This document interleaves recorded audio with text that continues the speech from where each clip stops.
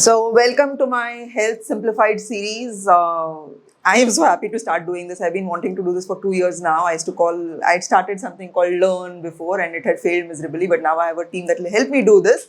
So, welcome to the Health Simplified series. I'm going to be talking of body, mind, soul, different aspects of it, organ systems, nutrition, health conditions, toxins, whatever the topic might be. I'm just going to talk about it in a way in which I can communicate to you easily about what really happens when you experience poor health. Okay. So today, because through this week, we're really going to do a lot of work around high blood pressure and hypertension, I want to talk about what is commonly known as high BP or blood pressure.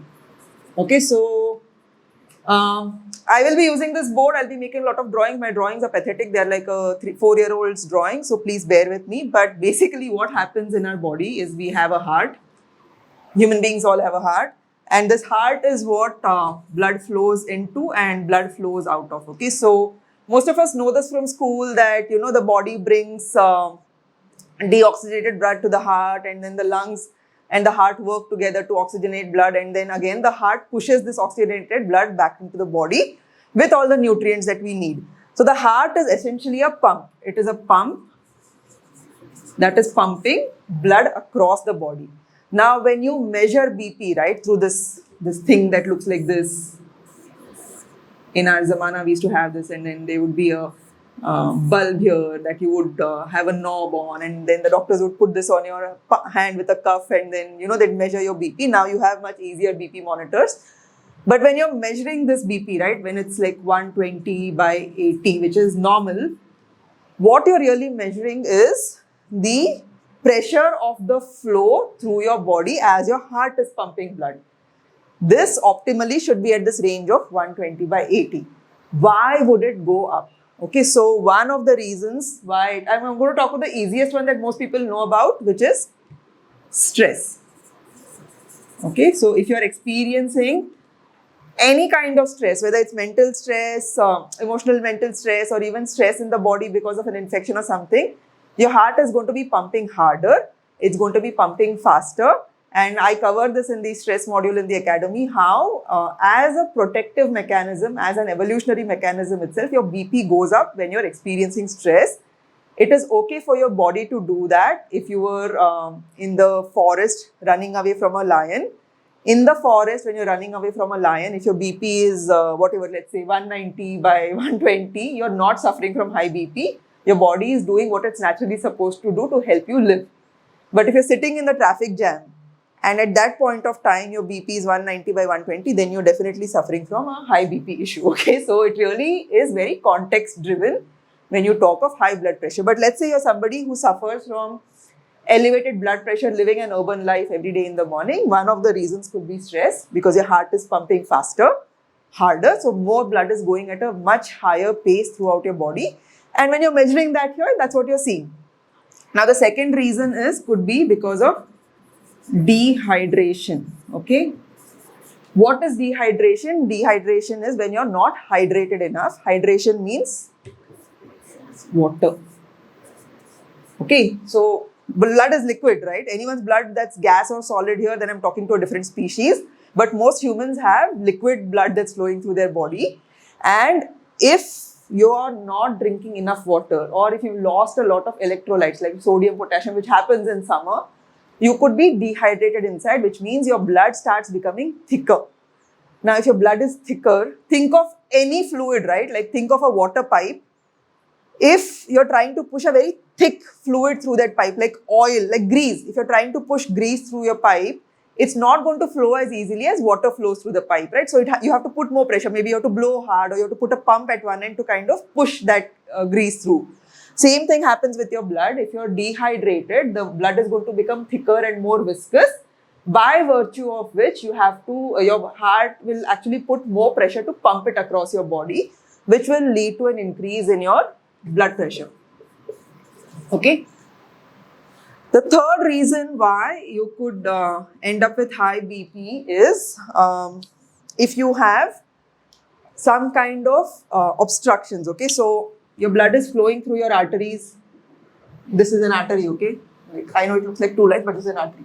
Now, if you have some kind of plaque deposits, if some kind of clots, some kind of obstruction, what happens is, this is where nothing is there, your blood is flowing in a straight line, right? It's going wherever it has to go. When there are so many obstructions, it has to push, push, push and work harder. So this is one more reason why your heart will end up pushing and, you know, raising the pressure just so that blood can reach different parts of your body where there are many obstructions which can be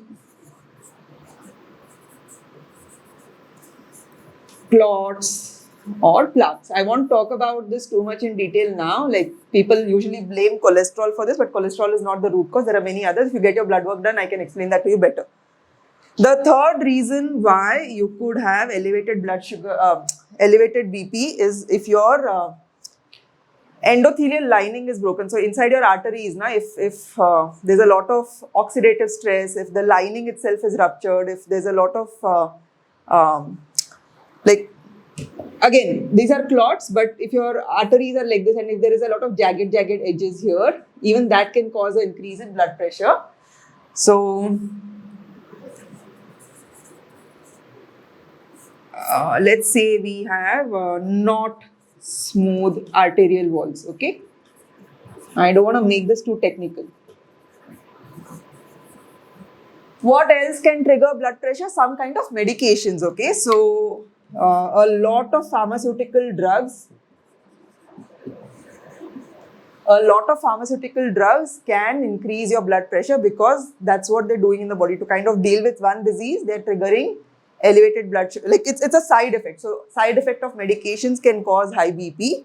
And I know my reasons are now going beyond this space, but there are other reasons also. So if your liver is not okay, we've seen this. If your liver is loaded with toxins, if you have fatty liver, if you have insulin resistance, that's causing a liver dysfunction. If you have, liver infection, if you have infection in the liver, that liver overload also can trigger high blood pressure. We've seen this with a lot of our cases. The minute the liver starts functioning well, which we do with food and with supplements, automatically blood pressure starts coming down. And the other organ system that can cause BP to go up is your kidney. Okay, so if your kidneys are not functioning well, kidneys are very, very important in regulating your fluid balance in the body. Okay, so your kidneys are what keep filtering blood throughout the day. They are what creates urine, and a lot of BP medications actually push your kidneys to work harder. They make your kidneys filter a lot of blood and excrete a lot of water from your body and reduce the blood volume, by which the blood pressure kind of comes down. It's like tede chamach se ghee kana kind of system. It's silly, and I don't know why people still think that's the way to do it.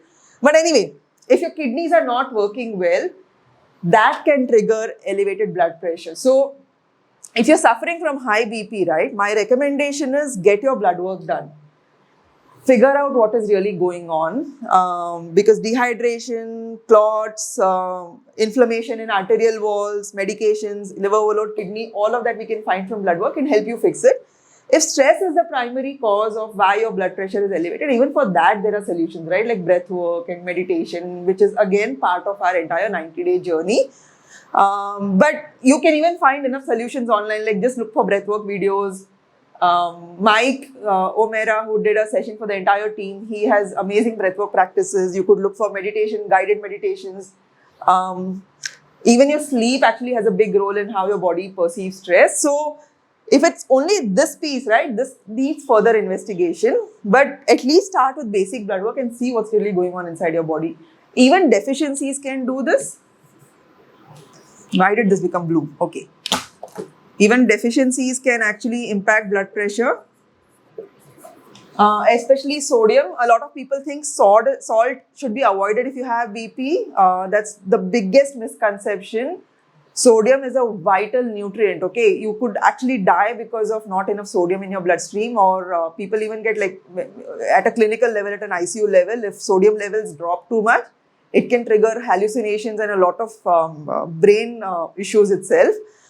So if you don't have the right electrolytes in your body, even that can cause blood pressure issues. So this stuff, blood tests, figure out what's going on, you can fix it. Stress needs more support. in terms of mental frameworks and other lifestyle changes. I hope this video was useful. I want to make more and more of these. Please tell me what you want me to talk about. We treat like 158 known diseases and many other unlabeled mysterious diseases.